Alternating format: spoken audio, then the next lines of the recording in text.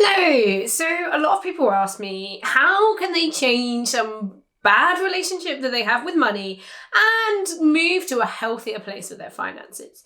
And I think for a lot of us that we have some area of our money that we're not entirely happy with. We want to make a change. And there's a complete spectrum of what this looks like. For some people, there are just some tweaks that need to be made.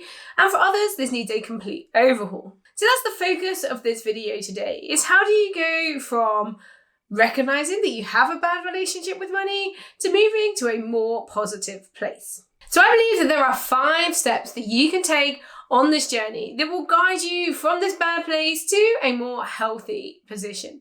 Now, this isn't going to happen overnight. You're not going to sit down, watch this video, maybe write a bit in your journal and then come out with it at the other end. But I will talk to you a bit about timescale later on in this video.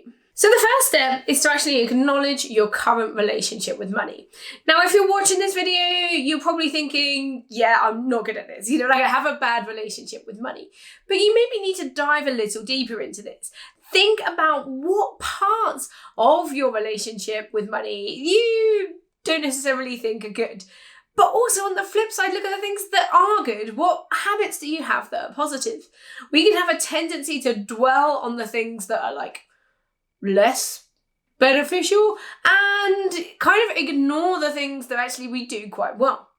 And if we're being honest, if we were to flip that and focus on doing the things that we do well even better, we would probably be fine. It would probably outweigh some of the things that are not so good.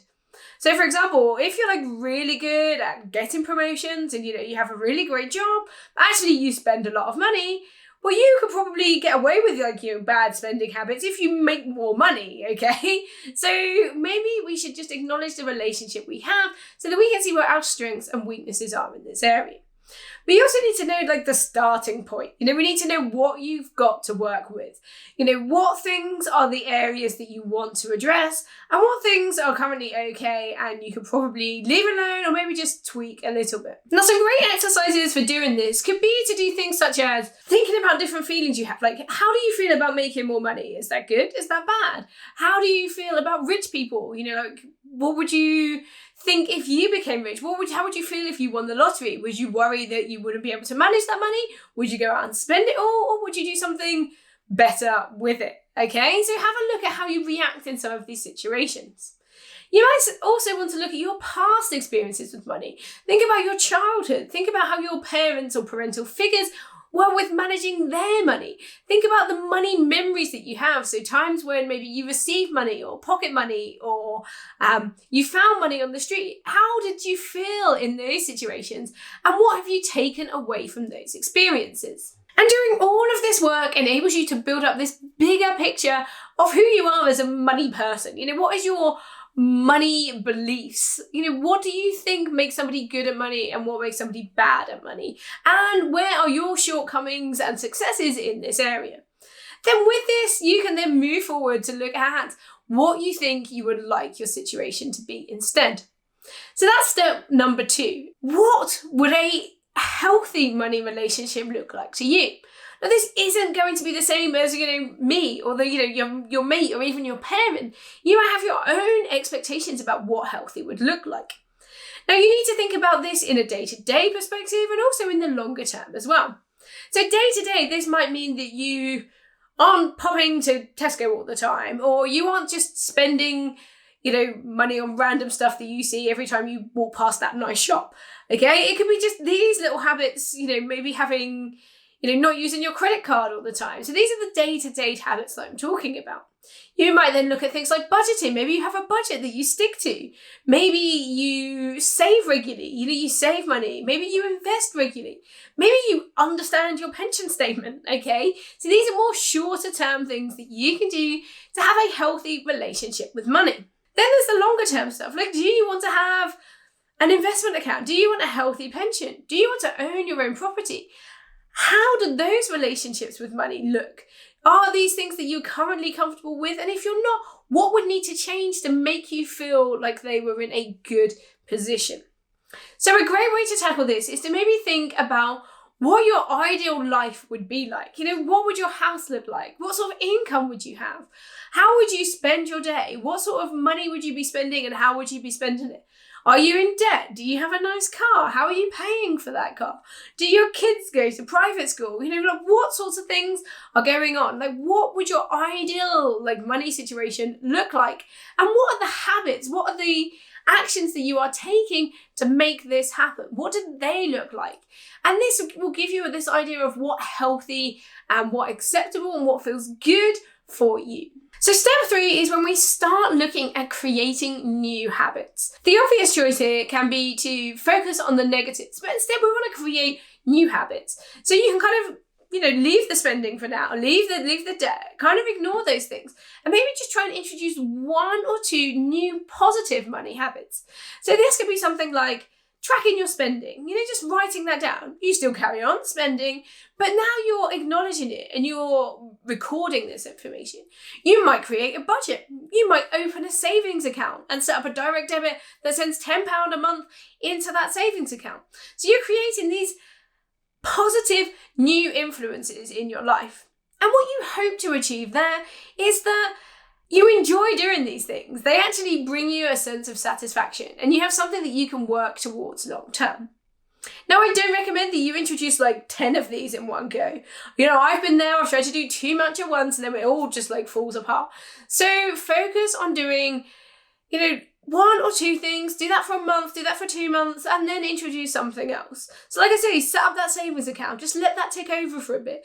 Then add something else in, maybe do a budget, add that in. And build these things up, okay? Add things in as you go. It doesn't need to be all at once, like an all or nothing situation. So number 4 is to look at moving away from some of those bad habits. And the trick here is to look for the triggers. So it might be that you love a takeaway and you maybe turn to a takeaway when you're tired or you've had a long day at work or you can't be bothered to cook or the kids are winding you up. Now, these are your triggers. So maybe you can acknowledge these triggers. And, sometimes it's just as simple enough as going, I've had a long day. That's what's making me want a takeaway.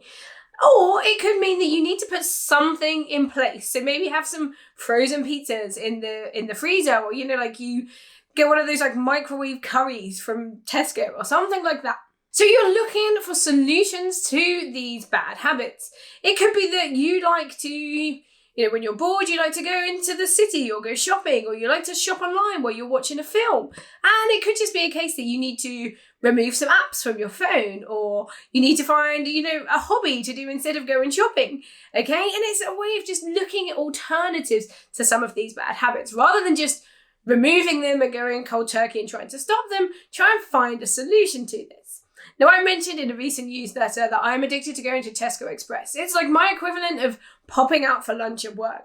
I like to go there and I like to get my lunch. Now, for me, if I just go, I'm going to stop doing that, that's not going to work. There's no barrier there that actually says, oh, you know what, do this instead. I'm just going to go. So instead, I need to provide myself with a better alternative. And this could mean just buying some better food in my grocery shop that I do every week and having some nice lunches already at home. So then once you get to this stage, you've got some really great new habits that you're doing. You've created some healthier alternatives to some of those bad habits. So you're constantly building on these good, healthy money relationships. Now for step 5, now this is probably the key point to make here, is that this is actually a lifelong journey. You're going to constantly be reassessing your relationship with money. You're going to be constantly reviewing what a good, healthy relationship looks like. You're going to be continually creating new habits, and you're going to be constantly going, you know what, that's not good. That's not working for me, so I need to create something new. And this is something that's going to happen throughout your lifetime. I have been, talking about money for years and years now, and still I am working on this, and I expect to do so for the rest of my life. I will always be finding new things. Maybe the way I talk to myself about money, oh, just go on, you can afford it. Okay? Is that the right way I should be talking to myself? Or should I be saying things like, oh, you're really bad at managing this part of your finances? I shouldn't be saying those things. And these little thoughts are going to pop up and these little habits are going to appear. Particularly when you address some of the bigger ones, you'll find some of the smaller ones that maybe you hadn't noticed before. And you will work on those and your life will change and new ones will appear, and you'll maybe forget some of these good habits you've created and slip back into your old ways. You have to pick yourself back up again and work on them again. And this is all part of the journey to creating a healthy relationship with money. Anyway, I hope that this has been an interesting insight into your relationship with money, and maybe you'll go away from this with some work to do. If you want to work on this in a bit more detail, we are currently running a money mindset workshop in my membership site, which is called the Money Nook. If you visit the link below, you'll be able to go and check out the information that's in there. We are currently in the middle of a 21-day review of our money mindset, and I would love to have you join me for that. So do check out that link. Don't forget to come back to my YouTube channel, hit that like button, hit subscribe, and leave me a comment about your money relationship. I would love to see you in the next video. Take care. Bye.